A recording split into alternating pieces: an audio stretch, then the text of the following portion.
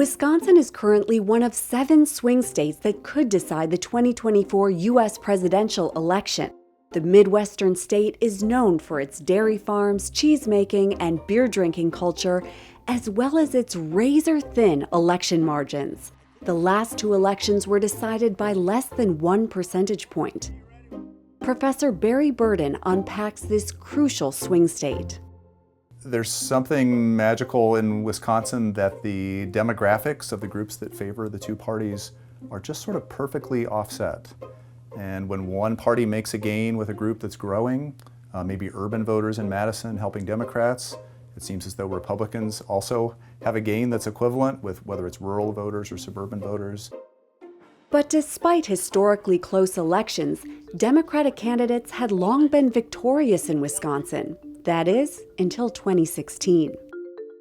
Yeah, I would say 2016 was a real shock to both Republicans and Democrats. It was a surprise to see a Republican candidate win the state after so many election cycles, going back to the mid-1980s, since a Republican had last won the state in 1984. So I think that's alerted both parties that there's something afoot in the state. For Trump, it was rural and suburban voters who really came to his side. And I think a lack of investment by the Democratic campaign under Hillary Clinton. She famously did not visit the state.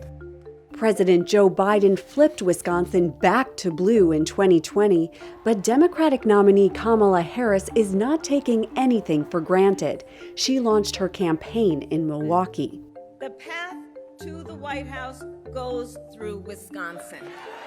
Republicans also hosted their convention in Wisconsin. We will make Wisconsin great again.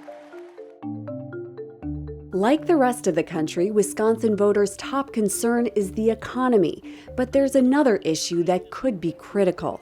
Abortion has become a top issue in the state, maybe more so than in the rest of the country.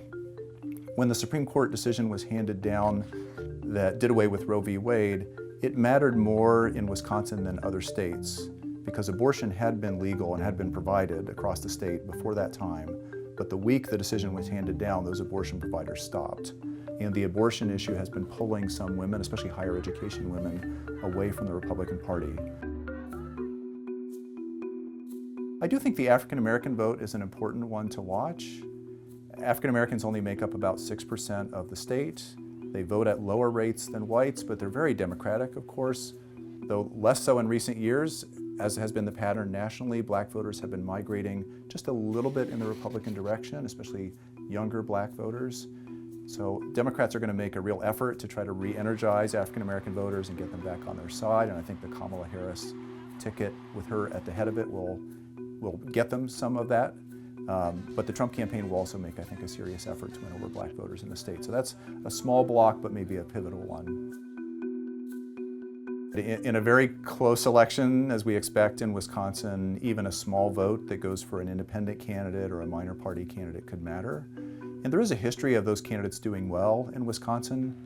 Jill Stein, who was the Green Party candidate this year, was also the Green Party candidate in 2016 and won about 100,000 votes, although Hillary Clinton only lost to Donald Trump by about 20,000 votes.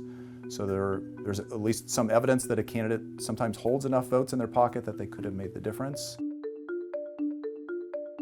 I think Kamala Harris's selection of a running mate matters more for Wisconsin than in other states.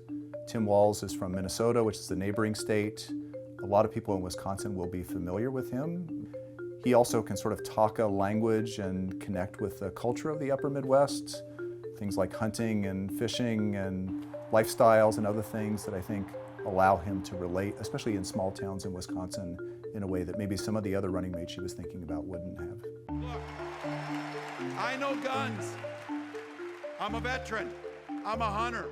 And I was a better shot than most Republicans in Congress, and I got the trophies to prove it. According to recent polls, Wisconsin's election is shaping up to be another nail-biter.